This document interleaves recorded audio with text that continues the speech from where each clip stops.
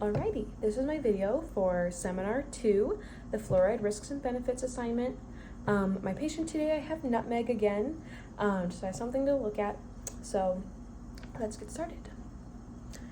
So alright, Nutmeg, today, after a thorough assessment of your teeth and some of your risk factors, I have determined that you have a high cambra, which basically means that you are at a high risk for cavities.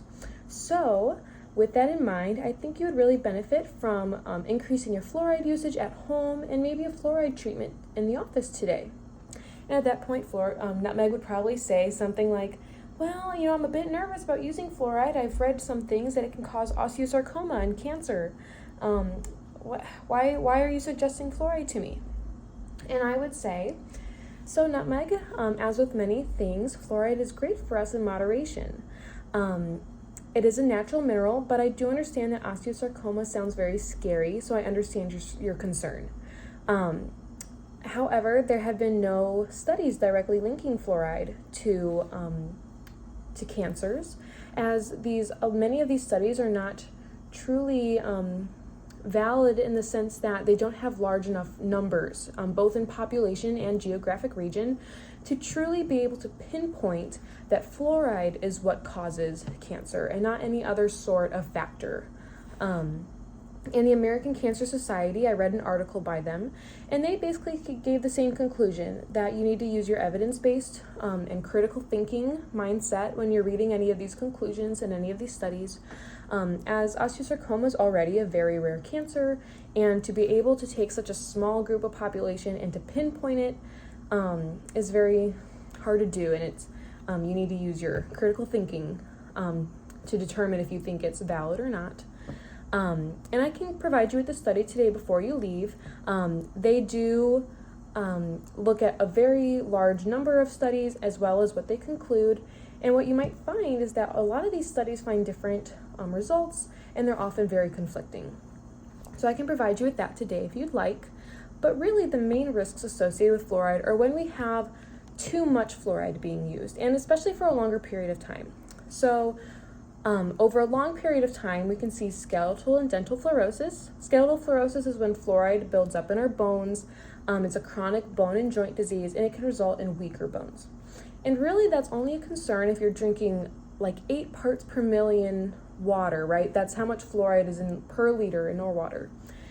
Over 10 years of you drinking that large amount of fluoride in your water, and in our area, our water is regulated to be 0.7 parts per million. So for you, I really am not concerned about that.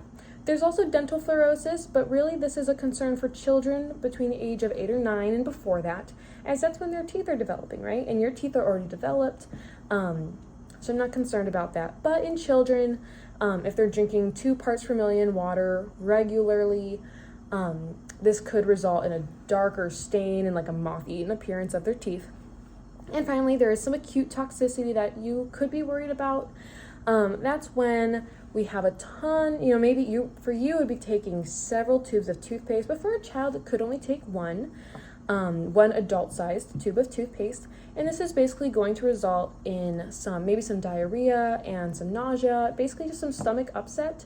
However, it is important to be mindful of that, and one day when you have kids, to make sure that you keep your toothpaste tubes out of reach, because you never know what kids might do. But again, for you specifically, I'm not too concerned about that, because it would again take several tubes of toothpaste being ingested at one time to cause any sort of toxic reaction, okay? However, fluoride's really good for us when it's used on the surface of our teeth to inhibit the breakdown of our tooth structure by any sort of bacteria and that acid that the bacteria causes, right, that I was telling you about in our last video. And also to systemically, right, when we drink that water, yes, your teeth are already done developing, but the fluoride can help recharge our saliva, meaning that your teeth can be stronger for longer, okay? So, do you have any questions for me now, Nutmeg? And Nutmeg would probably say something like, no, you basically answered all my questions. And I would say, okay, well, here are some treatment options for you today, okay? And I'm going to show you my chart here. So because you have some anterior composites and you're concerned about your teeth whitening, is my first chart. I think you would be a good candidate for a sodium fluoride varnish today. This is basically going to sit on your teeth for the next 24 to 48 hours, and it's going to slowly release fluoride onto your teeth surfaces, and that's going to cause that enhanced remineralization, right? Putting new stuff into your teeth to make them stronger and to prevent future demineralization, right? So kind of creating a barrier against that acid that the bacteria causes. At home, I think you would be a good candidate for some Prevident. That's our 5,000 parts per million toothpaste that we can ask the dentist about today. That's again going to just make your teeth much stronger. It's a little bit more fluoride than found in our normal over-the-counter toothpastes. And then a fluoride mouth rinse. It's an easy way to, I would show him my at-home chart too. Oh, this one, my at-home chart. A mouth rinse is an easy way. It's about 60 seconds per day.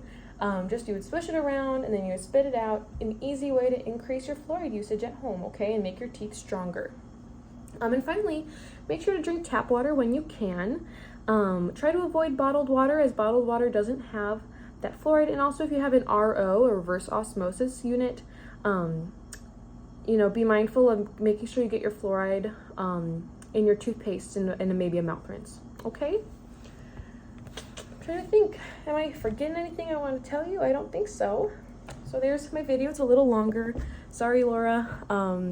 But I will add my the sheet that I had used to prep as well. So thank you so much. Bye-bye.